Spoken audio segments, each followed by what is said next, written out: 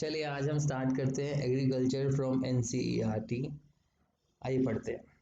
You have learnt in chapter 1 that during the colonial rule there was neither growth nor equity in the agriculture sector.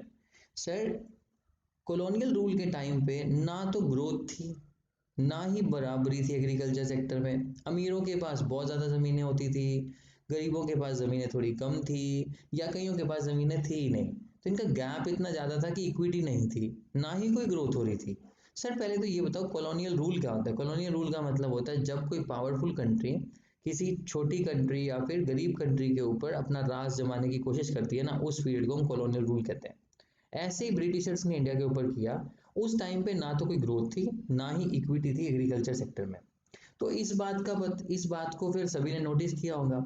जो policy makers थे India independent India के, यानी कि जब देश आज़ाद हो Created गया with तो free जो version for पॉलिसीज फ्रेम करने non-commercial वाली use. सरकारें थी, उन्होंने इन मुद्दों को उठाया, had to address these issues which they did through land reforms and promoting the use of high yield variety seeds which ushered in a revolution in Indian agriculture. Sir, इन मुद्दों को उन्होंने लैंड रिफॉर्म्स के through उठाया और promote किया कि हम हाई यील्डिंग वैरायटी सीड्स को यूज करें, जिसके कारण भारत की एग्रीकल्चर में बहुत बड़ी क्रांति आई। Yes sir, land reforms at the time of independence यानी कि आज़ादी के वक्त the land tenure system was characterised by intermediaries. Sir मतलब क्या हुआ, इसका मतलब ये हुआ कि आज़ादी के वक्त जो हमारा लैंड टेन्योर सिस्टम था वो बिचौलियों के द्वारा चलाया जा रहा था। ओके सर, कौन थे बिचौलिए, कौन थे इंटरमीडियरीज? जैसे जमींदार्स, जागीरदार्स, इनके द्वारा। जो क्या करते थे, उनका काम था सिर्फ अपनी जमीनों का रेंट Created कलेक्ट with करना। free version for किनसे? non-commercial जो use. एक्चुअल टिलर्स थे सॉइल के, यानी कि जो जमीन में खेती करते थे उनसे रेंट कलेक्ट करना, without contributing towards improvement on the farm.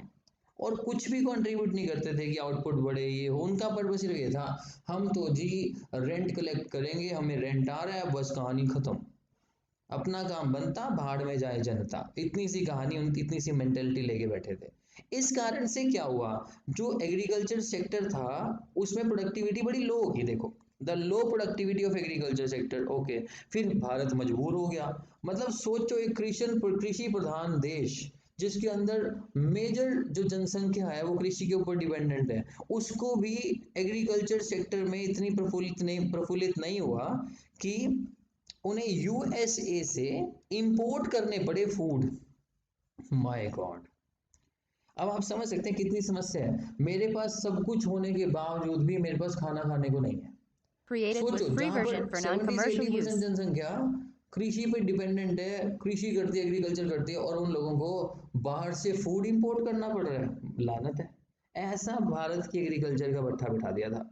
अब equity in agriculture called for land reforms. Agriculture में बराबरी लाने को लैंड रिफॉर्म्स, या लैंड रिफॉर्म्स के थ्रू हम कह सकते हैं कि एग्रीकल्चर में बराबरी लाने का प्रयास किया गया, जिसका पहला पर्पस क्या था, which primary refers to change in the ownership of land holdings, यानी कि ऑनरशिप बदल दी जाए। मतलब जो एक्चुअल टिलर्स ऑफ सॉइल है, जो उस पर खेती करते हैं, ऑनरशिप उनके पास आए।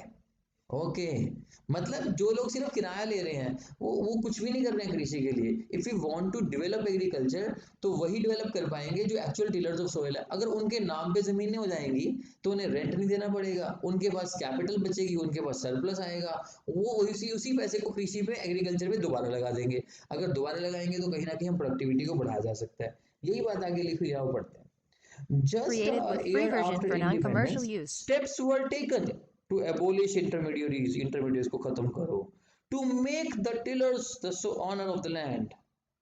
The idea behind this move was that ownership of land would give incentives to the tillers to invest in making improvements provided sufficient capital was made available to them. Sir मतलब क्या हुआ, इसके पीछे idea सिर्फ ये था कि हम इंटरमीडिएट्स को खत्म करें, हम टिलर्स को, जो टिलर्स ऑफ सोयल हैं यानी कि जो खेती करने वाले वास्तविक लोग जो खेती कर रहे हैं, उनको जमीन के मालिक बना दें, जिसके कारण उनको एक एनकरेजमेंट, इंसेंटिव्स का मतलब होता है एनकरेजमेंट मिलेगी कि वो इन्वेस्टमेंट करेंगे इम्प्रूवमेंट्स करने में, और उनके पास जो सरप्लस बचेगा उसको वो कहीं ना कहीं एज अ इम्प्रूवमेंट कैपिटल की तरह यूज कर सकते हैं। ओके, अब अगला रिफॉर्म जो था ये था लैंड सीलिंग। देखो, लैंड सीलिंग का मतलब होता है land limit. Land limit Created with free version for मतलब non-commercial use. एक बंदा इतनी इतनी जमीनें लेके बैठा हुआ है, और एक बंदा ऐसा जिसके पास एक भी एकड़ लैंड नहीं है।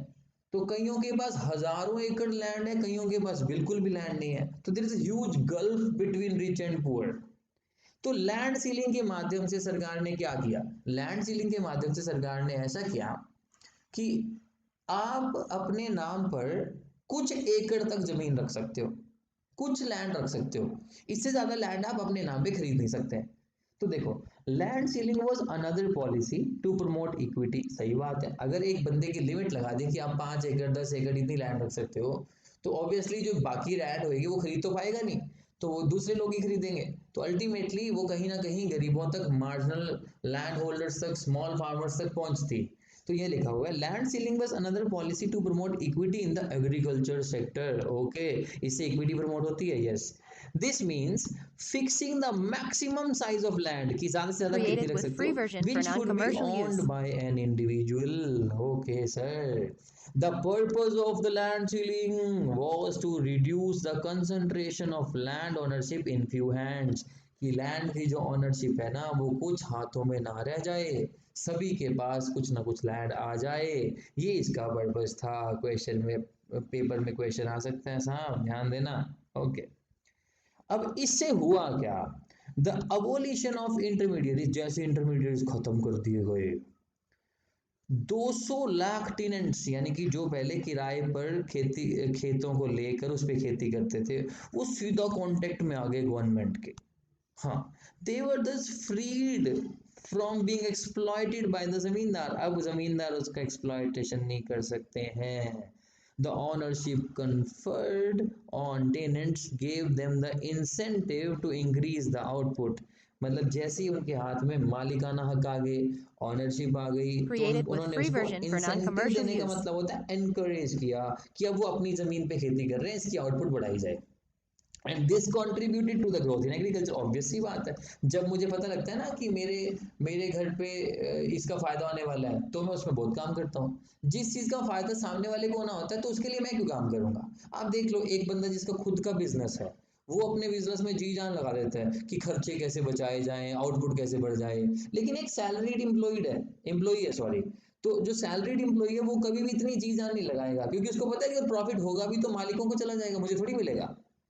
अगर लॉस होगा तो मालिकों का होगा, हमें कोई दिक्कत नहीं है। इसलिए वो कभी परवाह नहीं करता बिजली का बिल कितना आ रहा है, खर्चे क्या हो रहे हैं, उसको फर्क नहीं पड़ता। लेकिन जैसे ही उसके नाम पे वो बिजनेस हो जाता है, उसके नाम पे ओनरशिप हो जाती है, फिर उसको बिजली के बिल से भी फर्क पड़ता है, फिर उसको इनकम कम हो रही है उससे भी फर्क पड़ता है, फिर उसको खर्चे ज्यादा हो रहे हैं इससे भी फर्क पड़ता है। तो अब जब ऑनरशिप हमने टेनेंट्स के हाथ में दे दी, उसने उनको एनकरेज करा कि वो आउटपुट बढ़ाएं, क्योंकि आउटपुट बढ़ाएंगे तो पैसा उन्हीं को मिलने वाला है। Created and with this free contributed version to for the growth in non-commercial agriculture. use. Obviously फिर सारे के सारे एग्रीकल्चर में ग्रोथ तो आना स्वाभाविक है ना भाई। आगे बढ़ो sir. However, the goal of equity was not fully served by abolition of intermediaries। Sir ये क्या बात बन गई? इसका मतलब इतना करने के बाद, इंटरमीडिएट्स को एबोलिश करने के बाद भी जो इक्विटी का गोल था ना वो सर्व नहीं हो पाया। मतलब इक्विटी का गोल अभी भी अचीव नहीं हो पाया। सर ऐसा क्यों? क्योंकि देखो ना, अभी देखना चालाकियां दिखाएंगे आपको, चालाकियां। In some areas the former zamindars, इसका मतलब जो पहले जमींदार थे वो continued to own large areas of land। ओए होए होए होए, मतलब अभी भी वो जमींदार अपने नाम पे या फिर अपने पास लार्ज एरिया ऑफ लैंड को पोजेस करके बैठे थे। सर कैसे? उन्होंने ना लेजिस्लेशन के लूप होल्स का फायदा उठा लिया। लूप होल्स का मतलब क्या होता है? अब मैं आपको लूप होल का मतलब समझाने की कोशिश करता हूँ। जैसे Created with सरकार free ने ये version लिख for दिया, non-commercial use. सरकार कहती है देखो, यहाँ लिखा है रोको मत जाने दो। यानी कि सरकार ने लिख दिया, सरकार के लिखने का मतलब पता है क्या था? रोको मत जाने दो। रोको, उसे उसे रोक लो मतलब जाने ना दो। लेकिन हमने इसको पढ़ा रोको मत जाने दो। इसका मतलब सरकार ने जो लॉ लिखा ना उसके अंदर कुछ कमियां थी, उस कमियों का फायदा उठाते हुए हमने उसके मीनिंग बदल के अपने मुताबिक बना लिए और फिर हमने उस लेजिस्लेशन के लूप होल्स का फायदा उठा लिया। सर समझ आ गई, समझ आ गई, समझ आ गई। सर करवाना एक बार, क्या लिखा हुआ आगे, आओ बेटे आओ पढ़ते, क्या लिखा हुआ देखो। There were cases where tenants were evicted, मतलब टेनेंट्स को हटा दिया और लैंड ओनर जो थे यानी जमींदार थे, उन्होंने क्लेम करना शुरू कर दिया कि हम तो सेल्फ कल्टीवेटर हैं, Created with free हम version तो for एक्चुअल डीलर हम ही non-commercial हैं। use. मतलब जहाँ पे पहले एक्चुअल डीलर्स काम कर रहे थे उनको कहते भाई साहब आप तो जाओ, और ये क्लेम करना शुरू कर दिया ये तो हमारी जमीन है, हम ही इस पे एक्चुअल डीलर्स हैं। टेनेंट्स तो थे ही नहीं, क्योंकि सरकार कहती एक्चुअल डीलर्स को लैंड की ओनरशिप दे दे। अब एक्चुअल डीलर्स तो कहेंगे ना हमें ओनरशिप मिलो, लेकिन जमींदार ने ऐसी साठ गांठ साम दाम दंड भेद लगा के उनको निकाल दिया, उनको कहा भी चलो रे चलो हमारी जमीनें खाली करो, और खाली करा के फिर कहने लगे हम खुद ही तो खेती करते थे इसके ऊपर, तो अपने आप को एक्चुअल डीलर्स बताने लग गए और फिर कहते हैं ओनरशिप ऑफ लैंड हमारे पास आएगी। ठीक है, and even when the tillers got ownership of land, the poorest of the agricultural laborers did not benefit from the land reform। मतलब जब आप टीलर्स को ऑनरशिप दे रहे हैं, the poorest of the agricultural laborers such as sharecroppers, landless laborers, इसका मतलब जो sharing में क्रॉप्स लगाते हैं या फिर जिनके पास बिल्कुल भी लैंड नहीं है, इनको फिर भी बेनिफिट नहीं मिला। सर Created कैसे, with अभी free तो version बताया for जमींदारों ने non-commercial उनको use. निकालना शुरू कर दिया, तो अल्टीमेटली बेनिफिट फिर भी नहीं मिल पाया इनको। तो लैंड सीलिंग जो लेजिस्लेशन था ऑल्सो फेस हर्डल्स, इसका मतलब इसमें भी बहुत सारी रुकावटें आई। The big landlords challenge the legislation in the courts, जो बड़े बड़े लैंडलॉर्ड्स थे उन्होंने ना इसको कोर्ट में घसीटना शुरू कर दिया, ताकि इसकी इंप्लीमेंटेशन में जैसे स्टे ले लेते हैं ना, कि कोई केस चल रहा है उसकी डेट ले ली फ्यूचर की, स्टे ले लिया इसके ऊपर, केस कर दिया, तो ऐसे उसके अगेंस्ट लड़ना शुरू कर दिया लॉ के खिलाफ ही। इससे क्या होगा, उसकी इंप्लीमेंटेशन में डिले हो गया, और जैसे डिले हुआ उन्होंने क्या करा, अपनी जो प्रॉपर्टीज थी उसको अपने रिलेटिव्स के नाम करना शुरू कर दिया। They use this delay to register their lands in the name of close relatives, thereby escaping from the legislation, ताकि उनके ऊपर ये कानून लागू ना हो सके। कहने का मतलब है देखो मुझे पता है कि मेरे ऊपर ये कानून ने लागू होना है, तो अब मेरे पास टाइम नहीं है कुछ करने का, मान लो जैसे पता लगा कल ही लागू हो जाएगा, तो कल को मेरी लैंड छीनने वाली है, तो मैं क्या करता हूँ, कोर्ट में केस कर Created देता with हूँ, free जिससे version for वो कानून के ऊपर non-commercial स्टे use. लग जाता है। जैसे कृषि कानून आजकल जो चल रहे हैं, तो कृषि कानूनों का के ऊपर क्या मिला हुआ, स्टे मिला हुआ है, यानी कि इसके ऊपर रोक लगा रखी है। ये नहीं कि कानून रद्द हो गए, लेकिन इसके ऊपर एक रोक लगा दी ताकि टाइम मिल सके समझने का, इसे समझाने का। इसे इसी तरीके से उन्होंने भी इस लेजिस्लेशन को कोर्ट में घसीट लिया, जिसके कारण लेजिस्लेशन लागू नहीं हो पाया, यानी कि कानून लागू नहीं हो पाए, और लागू नहीं हो पाए इतने में उन्होंने अपना फिर सब तरीका अपना के अपने क्लोज रिलेटिव्स के नाम पे अपनी जमीनें कर दी। देखा जाए अगर मेरे नाम पे जमीन नहीं है, मेरे क्लोज रिलेटिव के नाम पे जमीन है, मेरी धर्मपत्नी के नाम पे जमीन है, एक्चुअली में वो जमीन है तो हमारे घर में ही ना, फिर तो यही उन्होंने काम करा। तो the legislation also had lot of loopholes, ऐसे बहुत सारे लूप होल्स थे which were exploited by the big land holders to retain their land. उन्होंने बहुत सारा एक्सप्लॉयटेशन किया, उसका यूज करा, लेकिन लैंड रिफॉर्म सक्सेसफुल भी हुए। सर कहाँ पे केरला, वेस्ट बंगाल, यहाँ पे हुए, because these Created with free states version for had non-commercial use. Governments, वहां पे ऐसी सरकारें थी जो कमिटेड थी, मतलब पूरी to the policy of land to the tiller, यानी कि वो बड़ी कमिटेड थी कि उनको था भी हमने तो टिलर्स को लैंड पहुंचानी है तो पहुंचानी है, मतलब कुछ हो जाए। अनफॉर्चुनेटली अदर स्टेट्स, दुर्भाग्यवश बाकी states did not have the same level of commitment, यानी कि उनके पास ऐसी कमिटमेंट नहीं थी, and vast inequality in land holdings continue to this है। इसका मतलब क्या हुआ सर, कि लेवल ऑफ कमिटमेंट उनके पास नहीं थी, इनइक्वालिटी फिर भी वहां चलती रही, अमीरों के पास ही जमीनें बनी रही और गरीबों के पास यानी कि लैंडलेस लेबरर के पास जमीनें नहीं आ सकी। ओके, आओ बेटे थोड़ा सा और बढ़ते हैं, बस फिर नेक्स्ट वीडियो में देखेंगे। देखो जी सर, ये ग्रीन रेवोल्यूशन क्या है, हरित क्रांति। एट इंडिपेंडेंस यानी कि आजादी के वक्त 75% of the countries population, Created याद करो with free version for non-commercial use. 75%, 75% का मतलब 75 नहीं होता, अबाउट 75 मतलब नियर नियर, इधर इसके आसपास। About 75% of the country's population was dependent on agriculture. Agriculture पे डिपेंडेंट थी।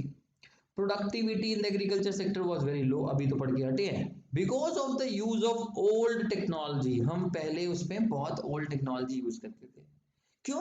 क्योंकि इंफ्रास्ट्रक्चर की एब्सेंस थी, एंड द एब्सेंस ऑफ इंफ्रास्ट required infrastructure for the vast majority of farmers, यानी कि ज्यादातर फार्मर्स के पास इंफ्रास्ट्रक्चर वो नहीं था जो होना चाहिए था। India's agriculture vitally depends on the, किसके ऊपर डिपेंड था, किसके ऊपर था, अभी अभी देखो देखो देखो, मॉनसून। ओके, रब्बा रब्बा मी बरसा, यस, वो गाना नहीं सुना, बरस हो रे मेघा मेघा, तब जाके हमारे खेतों में फसलें उगेगी। Yes, and if the monsoon fail short, अगर मॉनसून नहीं आया, Created with फार्मर्स free की version for non-commercial मुसीबतें बढ़ use. गई। Yes, unless they had access to the irrigation facilities which very which were very few had। इसका मतलब क्या हुआ कि फार्मर्स की मुसीबतें बढ़ जाती हैं अगर मानसून नहीं आया, जब तक उनको इरिगेशन फैसिलिटीज नहीं मिलती। लेकिन बहुत ही कम लोग ऐसे थे जिनके पास इरिगेशन फैसिलिटीज थी, अदरवाइज तो सभी के सभी किसके ऊपर डिपेंडेंट थे, सभी के सभी मानसून के ऊपर डिपेंडेंट थे, भगवान भरोसे कहानी थी। द स्टेग्नेशन इन एग्रीकल्चर, यानी कि जो ग्रोथ रुकी हुई थी, स्टेग्नेशन का मतलब रुकी हुई growth, during the colonial rule आपको पता है, which was permanently broken by the green revolution. Green revolution ने उस रुकी हुई ग्रोथ को ब्रेक कर दिया, यानी कि तोड़ दिया, मतलब ग्रोथ होने लगी। कैसे?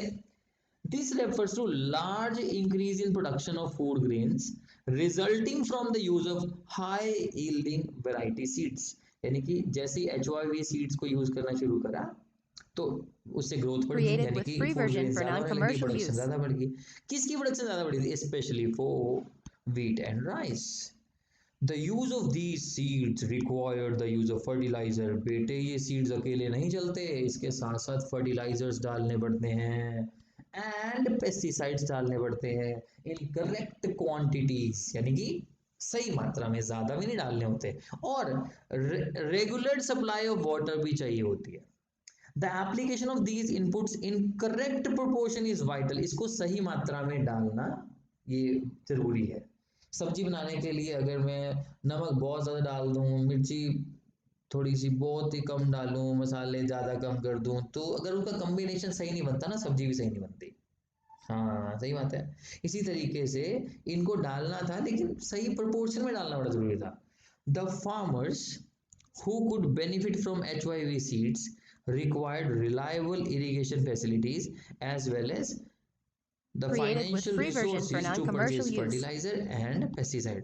यानी कि जो भी लोग, जो भी किसान थे, the farmers who could benefit from, कौन HYV सीड्स का बेनिफिट जो लेना चाह रहे थे या ले रहे थे, उनके लिए जरूरी था कि उनके पास इरिगेशन फैसिलिटीज होनी चाहिए, as well as financial resources जो है होने चाहिए, ताकि वो परचेज कर सकें किस चीज़ को, फर्टिलाइजर को, पेस्टिसाइड को। मैं HYV सीड तो डाल दूँ, लेकिन मेरे पास फर्टिलाइजर ही ना हो, मेरे पास पेस्टिसाइड ही ना हो, मेरे पास इरिगेशन फैसिलिटीज ही ना हो, तो HYV सीड काम नहीं करने वाले। इसीलिए ये चीज़ होनी बहुत जरूरी है। एज अ रिजल्ट इसका नतीजा ये हुआ कि फर्स्ट फेज में, मतलब ग्रीन रेवोल्यूशन के फर्स्ट फेज में, मिड 60s से मिड 70 तक use of HYV seed was restricted to more affluent states such as Punjab, Andhra Pradesh and Tamil Nadu. मतलब ये सिर्फ इसका जो यूज था ना, वो सिर्फ पंजाब, आंध्र प्रदेश और तमिलनाडु तक रहा। हाँ, हरियाणा में भी नहीं था, देखो। Further, the use of HYV seed primarily Created with benefited free the version for wheat growing region non-commercial only। use. जहाँ पर wheat होती है ना, wheat होती है, वहीं पर इसका बेनिफिट मिला, देखो wheat में बस। यानी कि देखो पंजाब में, आंध्र प्रदेश और तमिलनाडु, यहाँ पर इसका सिक्का चला, और साथ ही साथ जो वीट ग्रोइंग स्टेट्स थी या रीजन्स थे, वहां पर इसका सिक्का चला। यानी कि पहला फेज कहाँ से कहाँ तक, मिड 60 से लेके मिड 70 तक का फेज यहाँ तक चला, ठीक है। Second phase, in the second phase of green revolution, यानी कि मिड 70 से मिड 80 तक, the HYV technology spread to larger number of states, पहला, and benefited more variety of crops. इसने वीट के अलावा और भी क्रॉप्स को इसको बेनिफिट मिलना शुरू हुआ।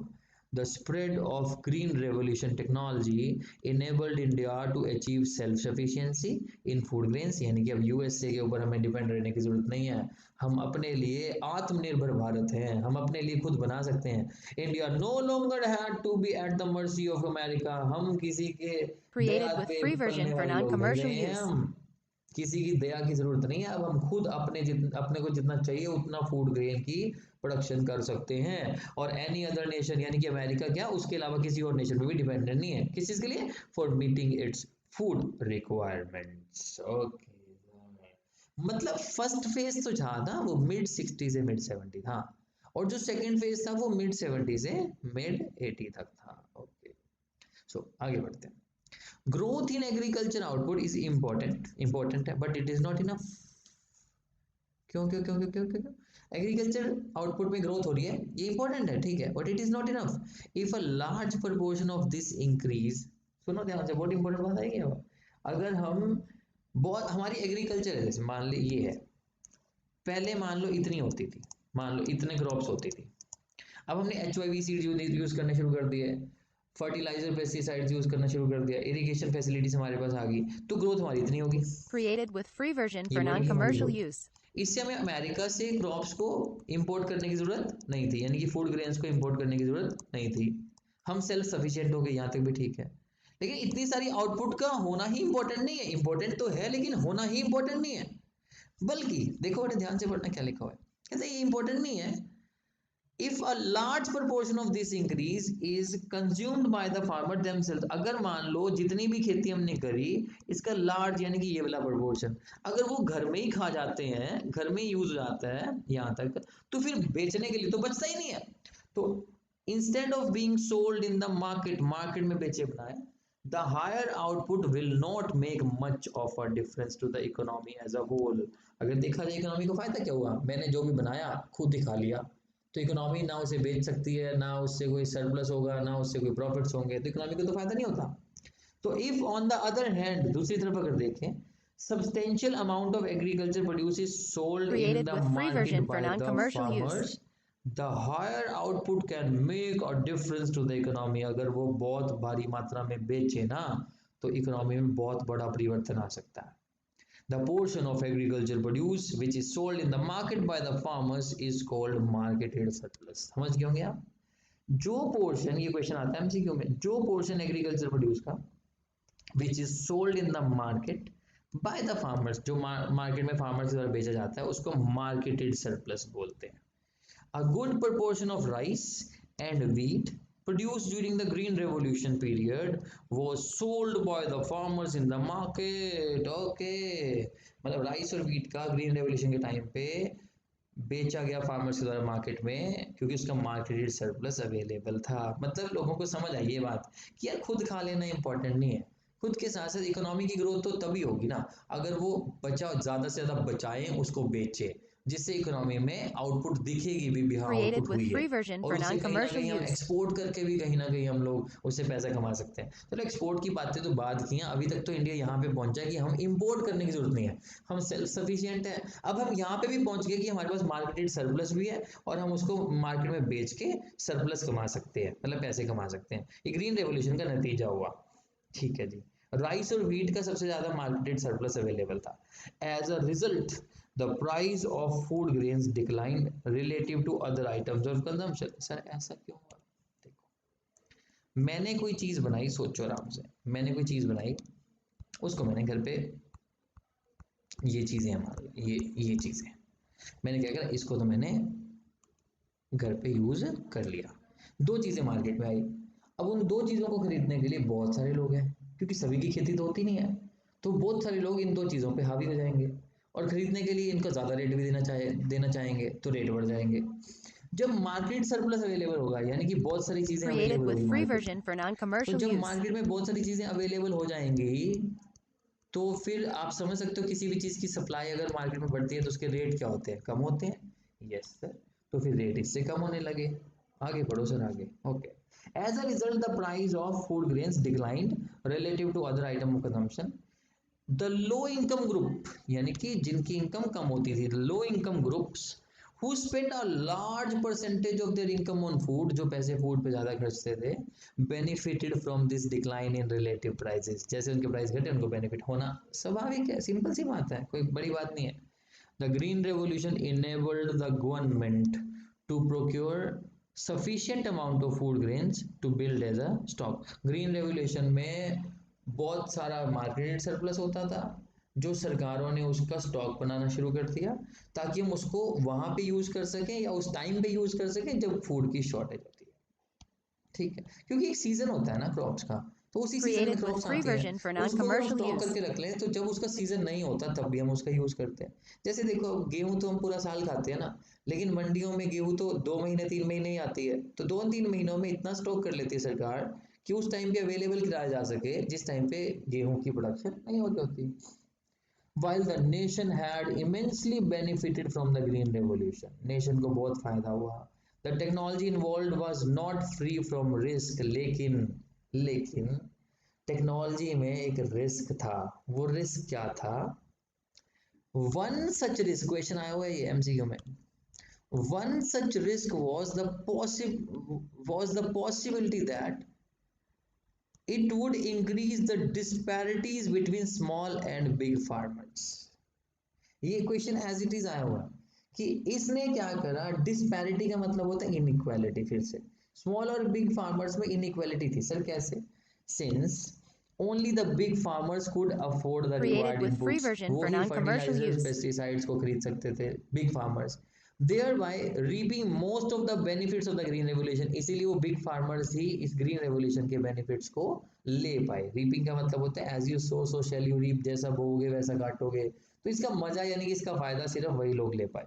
Moreover, the HYV crops were also more prone to the attack by pest, and the small farmers who adopted the technology could lose everything in the pest attack. As it is question ये भी आया हुआ है MCQ में कि जो HYV crops थी उसके ऊपर पेस्टिसाइड्स का अटैक ज्यादा. सर कैसे कैसे कैसे कैसे कैसे कैसे? देखो HYV क्रॉप्स का मतलब HYV सीड्स का लगाना. हाँ, HYV सीड्स के लगने के बाद फर्टिलाइजर्स और पेस्टिसाइड इसीलिए डाले जाते हैं क्योंकि HYV सीड्स के ऊपर जो पेस्ट्स हैं उनका अटैक बहुत ज्यादा होता है, इसीलिए फर्टिलाइजर और पेस्टिसाइड डाले जाते हैं. नॉर्मल क्रॉप्स के ऊपर मानो उसकी प्रोडक्टिविटी बहुत कम होती है, उसकी प्रोडक्शन भी कम होती है, तो वहां पे पेस्टिसाइड्स भी कम डलते थे Created क्योंकि with वहां free पर पेस्ट version for अटैक नहीं होता non-commercial था, use. यानी कि जो कीड़े मकोड़े थे वो नहीं लगते थे. HYV सीड्स के ऊपर कीड़े मकोड़े ज्यादा लगते थे, इसीलिए तो फर्टिलाइजर और पेस्टिसाइड डाले जाते थे. सर फिर रिस्क क्या हुआ? रिस्क ये हुआ कि देखो जिन्होंने HYV क्रॉप तो लगा ली, लेकिन उनके वो स्मॉल फार्मर्स हैं जो टेक्नोलॉजी को यूज तो कर रहे हैं, लेकिन उनके पास फर्टिलाइजर और पेस्टिसाइड डालने देते हैं इतने सफिशिएंट पैसे नहीं है, तो देखा जाए वो सारा कुछ लूज कर सकते हैं ना. टेक्नोलॉजी को अगर इंप्लीमेंट होगा तो पूरा इंप्लीमेंट होगा, नहीं तो नहीं होगा. तो अगर वो सारा कुछ लूज कर सकते हैं तो कहीं ना कहीं दिक्कत है. पेस्ट अटैक उनके लिए बहुत बड़ा इशू था. ओके लेकिन फॉर्चुनेटली सरकार ने कुछ किया होगा ना. हाँ फॉर्चुनेटली देखो, fortunately these fears did not come true because of the steps taken by the government. The government provided loans at low interest rates. Small और marginal landholders होगा, आप लोन लो, कम ब्याज है, कोई दिक्कत नहीं है, खरीदो जितने पेस्टिसाइड्स और Created फर्टिलाइजर with free खरीदना है, version for उड़ा दो इन non-commercial सारे के use. सारे पेस्ट अटैक को, तो आप भी काउंटर अटैक कर दो इनके ऊपर. स्मॉल फार्मर्स को सब्सिडाइज्ड फर्टिलाइजर्स दिए गए, मतलब कि सब्सिडी फर्टिलाइजर सस्ते दिए गए, so that small farmers could also have access to the needed inputs, ताकि वो भी जितने इनपुट्स की जरूरत है वो ले सके. अगर वो नहीं खरीदेंगे तो पेस्ट अटैक हो जाएगा, आप समझ सकते हो ना. हाँ, since the small farmers could obtain the required inputs, the output on small farms equaled the output at large farms in the course of time. Yes, तो स्मॉल फार्म्स के आउटपुट भी लार्ज फार्म के output के बराबर का मतलब ये होता है कि अगर मतलब जैसे बड़े फार्मर्स आउटपुट को निकाल पा रहे थे, वैसे ही स्मॉल फार्मर्स भी बढ़ के आउटपुट को निकाल पा रहे थे. As a result the green revolution benefit the small as well as rich farmers. Okay, the risk of small farmers being ruined. Sir कैसे? when pest attack their crops was considerably Created reduced with by free the version for services non-commercial rendered use. by the research institutes established by the government. Sir मतलब क्या हुआ? मतलब क्या हुआ? देखो बेटे कहने का मतलब जो रिस्क था ना उसके साथ वो खत्म हो गया, ruined का मतलब हो गया बस खत्म हो गया, रिस्क रहा ही नहीं। जब पेस्ट अटैक्स को कंसिडरेबली रिड्यूस मतलब भारी मात्रा में रिड्यूस करा गया, किसके द्वारा, जो भी सर्विसेज दी किसने, रिसर्च इंस्टीट्यूट ने। बहुत सारे रिसर्च इंस्टीट्यूट्स होते हैं, एग्रीकल्चर के ऊपर रिसर्च चल रही होती है, उनके इंस्टीट्यूट्स होते हैं। जैसे करनाल में नेशनल डेयरी रिसर्च इंस्टीट्यूट है, यानी कि NDRI, उसके ऊपर ये जो मतलब लाइव स्टॉक के ऊपर रिसर्च चल रही होती है, दूध दूध से जो प्रोडक्ट्स बनते हैं उसके ऊपर रिसर्च चल रही होती है, और कैसे हम ज़्यादा दूध ले सकते हैं गाय भैंसों से, उसके ऊपर रिसर्च चल रही होती है। तो ये रिसर्च इंस्टीट्यूट्स ने ऐसी ऐसी सर्विसेज, ऐसी ऐसी टेक्नोलॉजीज दी जिसके कारण हम पेस्ट अटैक को कंट्रोल कर पाए, और गवर्नमेंट ने रिसर्च इंस्टीट्यूट का सेटअप किया था। यू शुड नोट दैट, आपको ये भी नोट करना चाहिए, Created with free version green for non-commercial revolution use. would have favored the rich farmers only if the state did not play an extensive role in ensuring that small farmers also gain from the new technology। Sir मतलब क्या हुआ कि green revolution का ने सिर्फ rich farmers को ही नहीं फायदा पहुंचाया, बल्कि साथ ही साथ इसने इंश्योर किया कि स्मॉल फार्मर्स भी न्यू टेक्नोलॉजी का फायदा उठा सकें। इसका मतलब सिर्फ ये रिच तक ही रह जाता अगर सरकार ऐसा आश्वासन ना देती, स्मॉल फार्मर्स का फायदा ना कराती, सब्सिडी ना देती उनको, लो इंटरेस्ट रेट ना कम करती, यानी कि इंटरेस्ट रेट कम ना करती, रिसर्च इंस्टीट्यूट स्टैब्लिश ना करती, तो ये सिर्फ अमीर फार्मर्स तक ही सीमित रह जाता, बल्कि गरीब फार्मर्स तक ये बात ना पहुंच जाती, इसका फायदा ना उठा पाते। ओके सर, अगला मुद्दा क्या है? अगला मुद्दा ये है कि क्या सब्सिडीज देनी चाहिए, इसके ऊपर डिबेट है। जो फार्मर्स को सब्सिडी दी जाती है क्या ये देनी चाहिए कि नहीं देनी चाहिए, Created with free अब version इसको for हम नेक्स्ट non-commercial वीडियो में use. पढ़ेंगे। आई होप आपको ये समझ आई होगी। Thank you so much for being connected with us. All the best for exams. MCQ के ditto questions as it is line to line उठ के आए होंगे बेटे, आपको बिल्कुल दिक्कत आने वाली होनी है। बस ये NCERT को हम अच्छे से रीड करेंगे और अपना कंसंट्रेशन बनाए रखना। हाँ, हम पढ़ा सकते हैं, बता सकते हैं, लेकिन ये नहीं कर सकते कि आप सुन रहे हो और समझ भी रहे हो, इस चीज़ पे कोई भी कंट्रोल नहीं कर सकता, इस पे सिर्फ आप ही कंट्रोल कर सकते हैं। तो मुझे उम्मीद है आप समझदार हैं, पूरा ध्यान रखेंगे। All the very best.